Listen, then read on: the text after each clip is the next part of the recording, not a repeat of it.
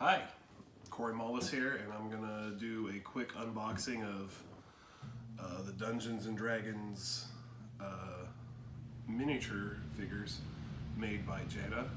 My beautiful girlfriend Julia decided to impulse buy each one of these. I believe she said this is the last dragon they had. So I'm just gonna get into it, open these up real quick, kind of show them to you, and we'll talk about them.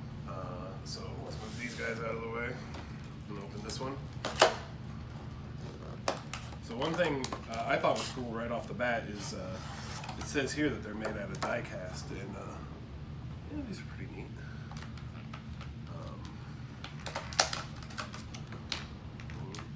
Yeah, heavy, so they're durable. That's good.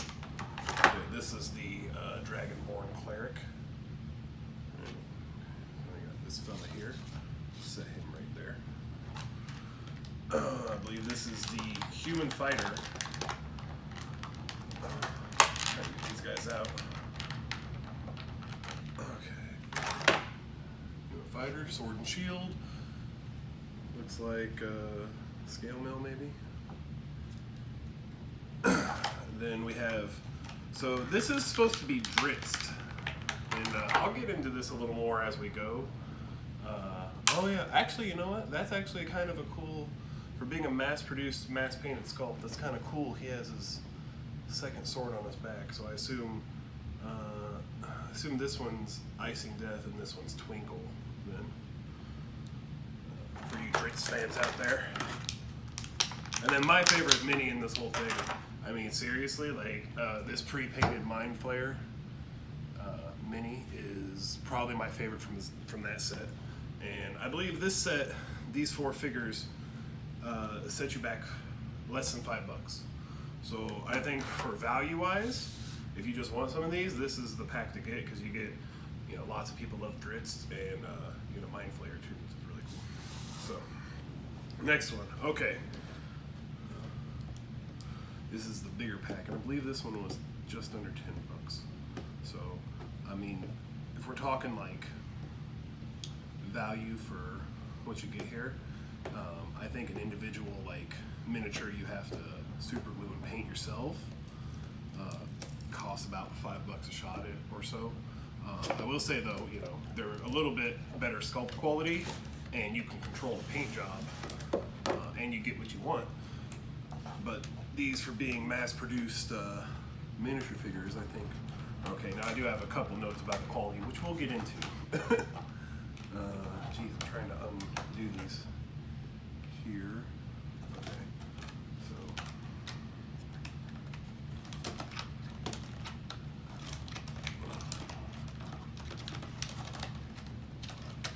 Sorry, I didn't foresee the plastic ties, so you have to deal with me here while I do this. Alright, okay, that was good.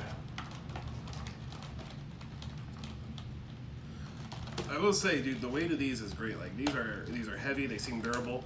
They didn't look like they'd be like real heavy and real durable whenever I saw them initially. So I'm actually pretty surprised with that. Pleasantly, of course.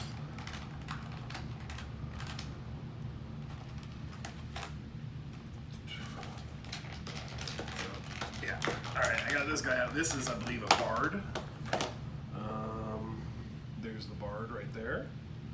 Set him right here. And then this, on the packaging, I believe they said this one is this is half-orc paladin? No, just orc. Ooh. And you heard that clank, heavy. I like this guy quite a bit. This orc paladin is pretty cool.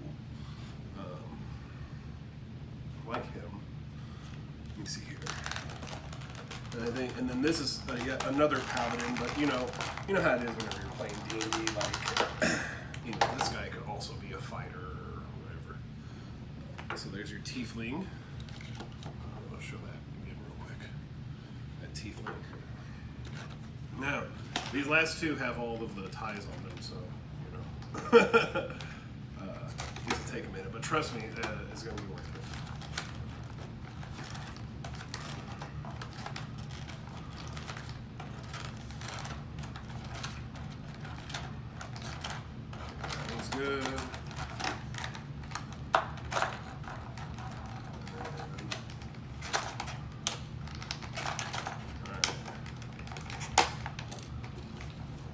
here we go. Oh, almost here we go. Let's hope we can get this guy. There we go. Okay.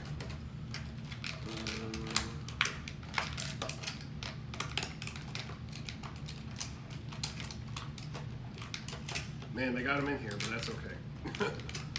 Last thing you want is to have your beholder fall out of the package, I suppose.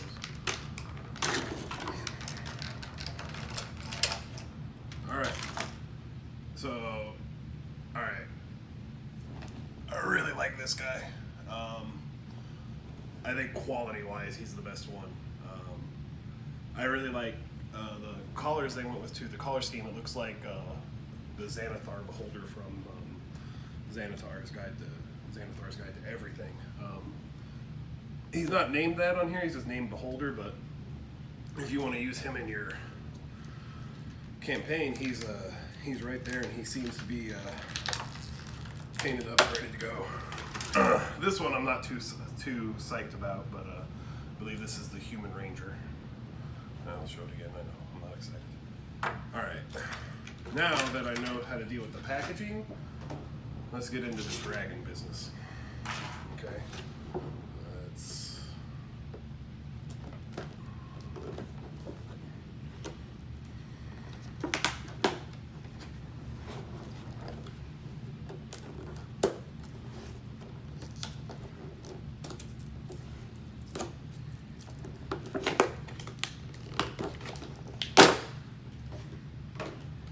I know. No respect for the packaging. Okay. Let's see what I have here.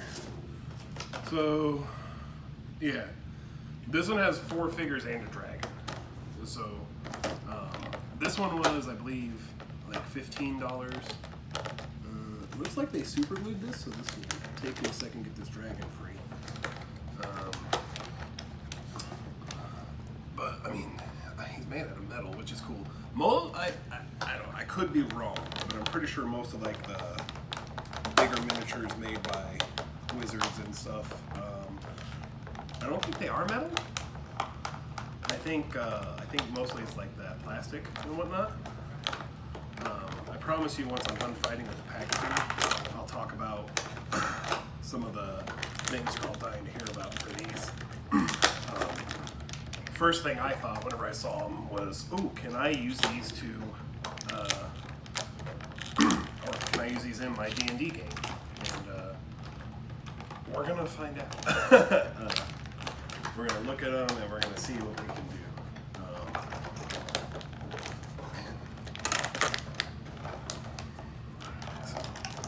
Alright, that one's loose, that one's loose. So let's go. So there's 2 unique sculpts in this. The other 2 are repaints of the other sculpts that we've seen. So, here's, like I said, this is supposed to be a Tiefling Paladin? Yeah. It's the same Tiefling Paladin, but they switched up the color scheme on this one. I can get that. Alright, and that's good too. One thing I'll say, getting them out's a little hard, but they're sturdy and they'll survive. I'm treating them like they're not going to survive coming out. But this is the same as the other one we looked at, just a different paint job on that one.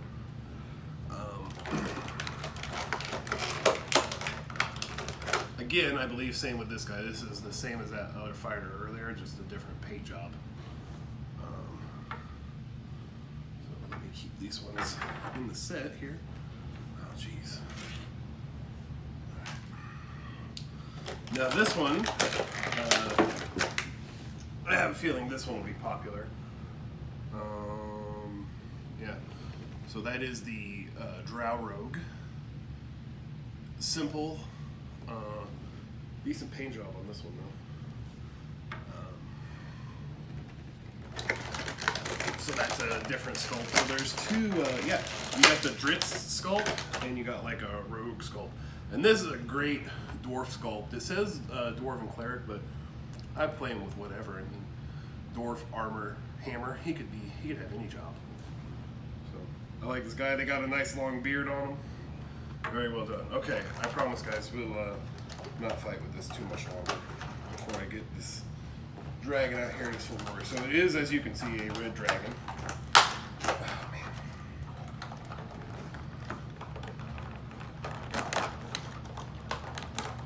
They like super glued around the ties, which I'm not a fan of. Wizards of the Coast, y'all gotta cut that out. Ties are good enough. Don't need to glue the ties. I don't know why you glue the ties.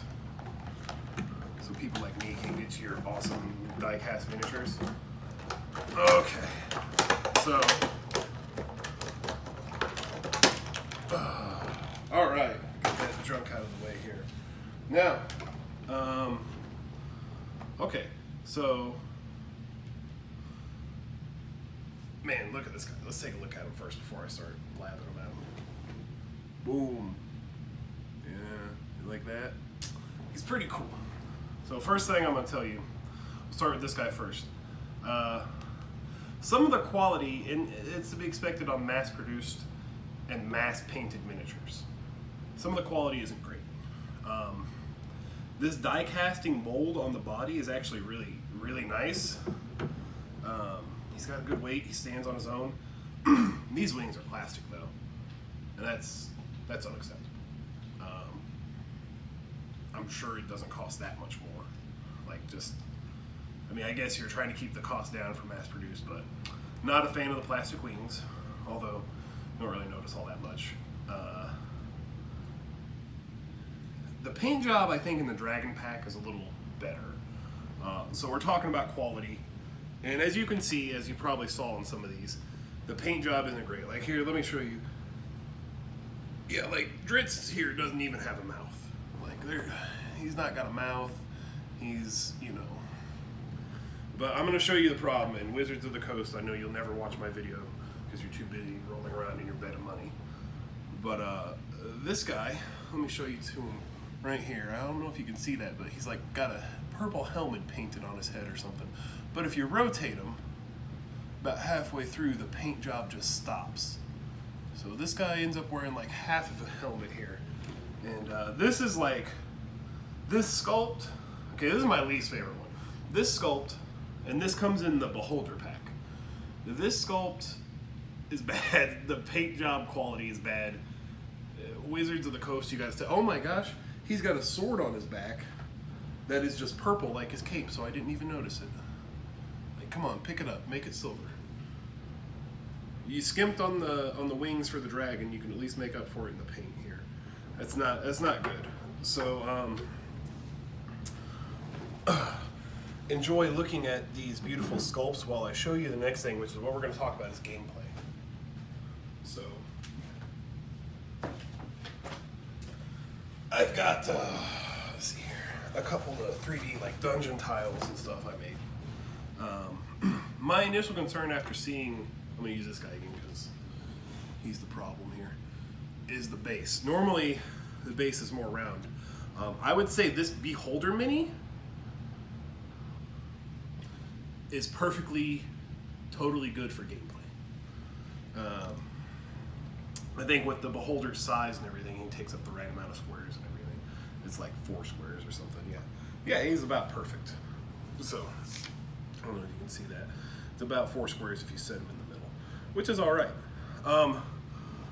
However, these bases are not, I guess that's not bad. I thought they'd be a little bigger, but they overlap a little, so you might have to turn them sideways, but it seems like you could play with these guys. Like, you know, yeah, that's fine. That seems fine. These guys maybe have a bigger base. No, it's about the same. So it's not too bad. It might have a little overlap, like you might have trouble putting other miniatures right on top of them, but if you rotate the base a little, they should fit in the square and not cause any confusion. So for me, someone who wants to play D&D, that's awesome. I'm glad that they can be functionally used. I don't know if the dragon is to the correct scale. I wouldn't have any idea how many squares this would take up looking at it. Like, I don't know if it makes sense. I guess you could just do, yeah, I mean, you could use it. You just have to keep track of the base on your own. So the dragon, while it's one of the better minis, may be less functional for gameplay. Beholder, I think, is the star of the whole set. If you put him right in the center of 4 squares, it's perfect. I think even if you wanted to play him as a medium-sized creature, he fits in 1, not too bad. So, let's look here. So let's put them all together. Here's the Dragon Pack. Boom. Here is the Beholder Pack. Beholder Pack was my personal favorite. It comes with, in my opinion, the best figure. This wonderful Xanathar painted Beholder. And it does come with the worst figure too, though, which is, what do they name this guy? Oh yeah, the names on these are funny too, as I recall, because, okay, yeah, they named him M-I-N-C, like minced for minuscule maybe? Human, Ranger, and Boo. So, I don't know who Boo is supposed to be. I suppose this guy is supposed to be a Ranger, but I mean, just quality on this guy is not great. And I looked at a couple different packages too. Sometimes the Dritz sword was broken in his left hand here. So watch for that when you buy him. And this guy, every single copy of him has a half-painted head, which is, come on, man, you're selling these to gamers. Like, I know it's in a Walmart and they're die-cast and you're just trying to get kids into your product, but paint his whole head, man, or don't. You know, make it look consistent. It does not look good. Other standouts here. I like the Dragonborn one is really good. Yeah, this Dragonborn is cool. Right? Oh yeah. Okay, so if you're not sure about him, go buy the $5 pack because you get this cool Mind Flayer who, like, you know, look at this guy. He's perfect. He looks just like you would think a Mind Flayer would too. Like, everything about him's great. So the $5 pack, the $10 pack, and like the $15 pack. So some of the bases are a little long, but still functional. Yeah, the Beholder works just fine, especially if you just put him in the middle. That's about right. You know, he takes up 4 squares. Dragon, I think, is not as functional for gameplay. So, anyway, that's my quick thoughts on these D&D figures, which I'm going to totally play with now.